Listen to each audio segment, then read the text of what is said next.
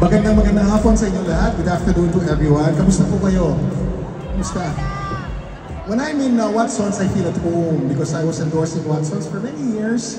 But I've been with Sante Bardi for about 12 years already. Why? Because I believe in the product. Napakasarap na produkto. But aside from that, alam niyo po, nagkasakit ako twice. In 2010, I suffered a stroke. And then in 2013, I suffered a life-threatening rare disease called Guillain-Barré syndrome. But since that time onwards, sabi ko, I'm going to be healthy. I don't want to get sick again. I don't want to suffer a stroke or get into any life-debilitating, life-changing health scare. So I got into running, I got into cycling, I got into swimming. Now I'm into lifting weights and the high rocks. But I remember back then, in 2010, I was doing triathlon, I was training for an Ironman. And then I met the owner of Sante Bardi, ang pangalan niya si Joey Marcelo. Then we started training together. We started running, biking. Our first half Ironman was together. And then we did many marathons together. We did New York Marathon, we did Boston Marathon, we did Berlin Marathon with Joey.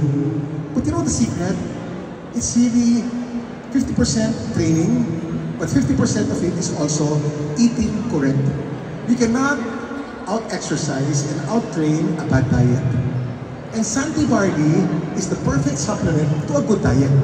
As you're eating well, you supplement it with something that's so full of nutrition, so full of vitamins, so full of fiber, that's so good for you. At masarap pa. So I believe in this product because I've been taking it and endorsing it for, as I said, 12 years already. Exercise, eat right, and supplement it with Sante Bardi. So, at ang dami magaganda dito, mga influencers po kayo.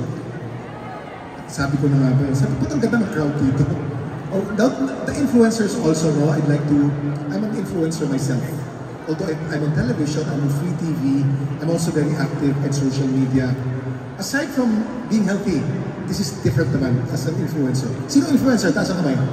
Influencer, taas ang kamay. Our responsibility is so big. If you notice, our world, our platforms, especially X, is so magulo, di ba? But we are to be salt and light. Whenever we post something, does it improve the situation? Does it cause confusion? Is it divisive? So we should influence so people are inspired and not depressed. So it may not have likes, but that's okay. Eventually, all it takes is 1 or 2 people that are inspired by you, rather than 1,000 likes, 2,000 likes, pero nakikitrend ka na, tapos magulo pa yung trend mo, di ba? Let's take our jobs as influencers seriously, because we can be salt and light, we can save lives and inspire people with our posts. So one post at a time. So maraming salamat, thank you very much. And thank to my Sante Bardi family. Thank you to my Watsons family. Kunin niyo ulit ako, bakit? 2 taon lang, dapat mas mahaba. Maraming salamat sa inyo lahat. Thank you.